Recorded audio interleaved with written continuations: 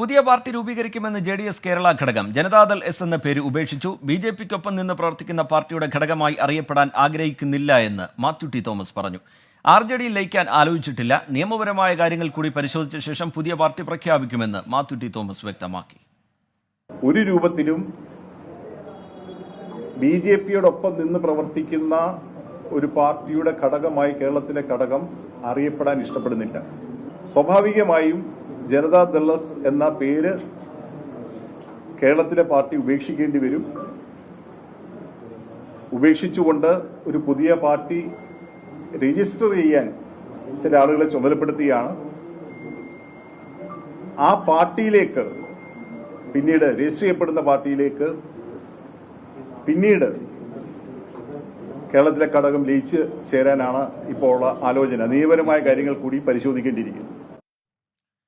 MG Pradesh ചേരുന്നുണ്ട് വിവരങ്ങളുമായി തിരുവനന്തപുരത്ത് നിന്ന്. പ്രദേശ്, ദേശീയതലത്തിൽ ബിജെപിക്കൊപ്പം നിൽക്കുന്ന ഒരു പാർട്ടി ഇവിടെ സംസ്ഥാന മന്ത്രിസഭയിൽ അംഗമാകുന്നു എന്നുള്ള വിമർശനം അത് പ്രതിപക്ഷം മാത്രം ഉയർത്തിയതല്ല. മുന്നണിക്കകത്ത് നിന്ന് പോലും അതിശക്തമായ രീതിയിൽ വിമർശനം ഉയർന്നു വന്നിട്ടുള്ളതാണ്. ഈ പശ്ചാത്തലത്തിൽ പുതിയ പാർട്ടി രൂപീകരിക്കാനുള്ള നീക്കം കേരള ഘടകത്തിന്റെ ജെഡിഎസ് കേരള ഘടകത്തിന്റെ ഭാഗത്തു നിന്നുണ്ടാവുന്നു. എപ്പോഴേക്ക് പുതിയ പാർട്ടി MG പ്രദേശ്? രഞ്ജിത്ത്, വൈകാതെ തന്നെ അക്കാര്യത്തിൽ ഒരു അന്തിമ തീരുമാനം ഉണ്ടാകുമെന്നതാണ് ജെഡിഎസ് സംസ്ഥാന നേതൃത്വം പറയുന്നത്. നേരത്തെ രഞ്ജിത്ത് സൂചിപ്പിച്ചതുപോലെ തന്നെ ദേശീയ തലത്തിൽ NDA മുന്നണിയുടെ ഭാഗമായ ഒരു പാർട്ടിയുമായി സഹകരിക്കാനില്ലെന്ന് പ്രഖ്യാപിച്ചുകൊണ്ടാണ് പുതിയ പാർട്ടി രൂപീകരിക്കാൻ ജെഡിഎസ് സംസ്ഥാന നേതൃത്വം തീരുമാനിച്ചിരിക്കുന്നത്.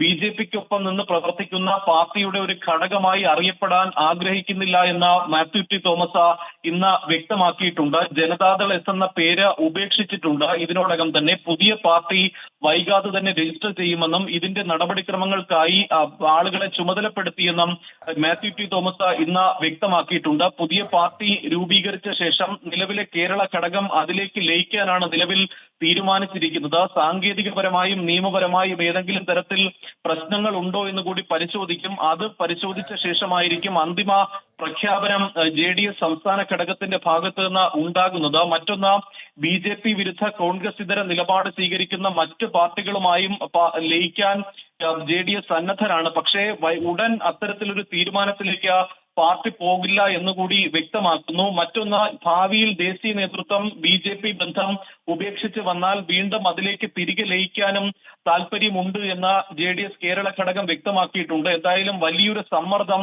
ജെഡിഎസിനെ സംബന്ധിച്ച് ഇടതുമുന്നണിയിൽ നിന്ന് ഉണ്ടായിട്ടുണ്ടായിരുന്നു. കാരണം ദേശീയ തലത്തിൽ ബിജെപിയുടെ ഭാഗമായ ഒരു പാർട്ടി സ്വാഭാവികമായും ഇടതുപക്ഷത്ത് നിൽക്കുമ്പോൾ അത് വലിയ തരത്തിൽ വിമർശന വിധേയമായി.